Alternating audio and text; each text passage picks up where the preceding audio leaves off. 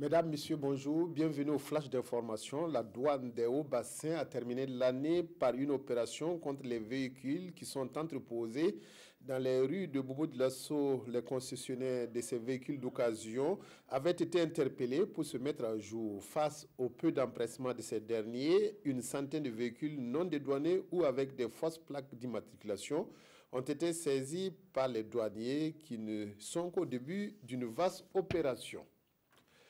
Le programme de renforcement de la sécurité nutritionnelle maternelle et infantile en Afrique de l'Ouest, mis en œuvre à l'Est et au Sahel, a permis de lutter contre la malnutrition des nourrissons et des femmes enceintes.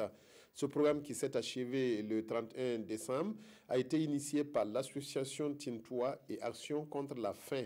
Le projet a œuvré à améliorer le statut nutritionnel grâce au renforcement des capacités du système de santé et à la mise en place d'approches préventives.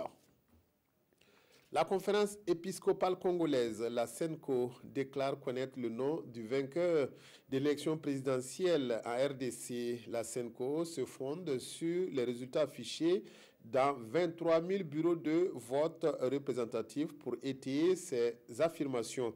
La commission électorale dénonce de son côté une campagne de désinformation et indique qu'elle ne dispose que des résultats de 5 000 bureaux de vote et que la publication des résultats initialement prévus pour dimanche pourrait être reportée.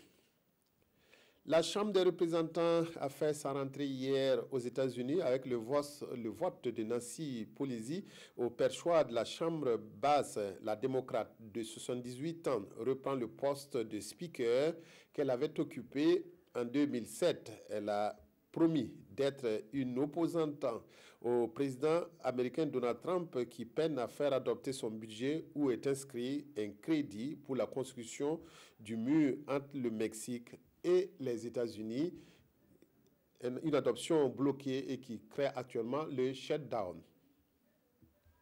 Merci de votre aimable attention à la RTD.